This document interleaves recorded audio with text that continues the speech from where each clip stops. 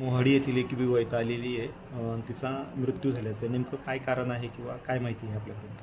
हो, वैशाली भिल नावाची एक महिला 20 वर्षाची आहे. तर ती अराउंड 5:40 इथे आली होती आपल्या गव्हर्नमेंट मेडिकल कॉलेज जळगाव येथे. तर ती आल्यावर आमच्या CMOने तिची तपासणी केली असता ती ऑलरेडी मृत होती. आणि हिस्ट्रीमध्ये तिचं असं आहे की PHC नेरीकडनं ती आमच्याकडे रेफर झाली होती. PHC नेरीमध्ये जी हिस्ट्री त्यांना सांगण्यात आली त्यानुसार तिला हायग्रेड फीवर म्हणजे ताप होता आणि त्यानंतर काही वेळ ती बेशुद्ध पडली. आणि जेव्हा नेरी PHCला गेली तिथून त्यांनी इकडे रेफर केली. पण रेफर करून इथे आल्यावर आपण जेव्हा तपासणी केली तर तेव्हा ती ऑलरेडी मृत होती.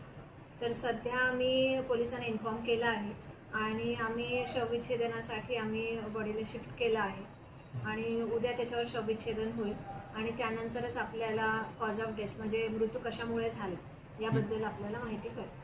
मॅडम, काही प्राथमिक लक्षण असं काही दिसलं की कशामुळे मृत्यू झालेला असं?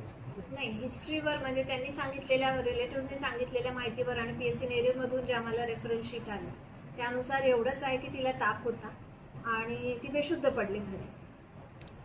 Thank you madam.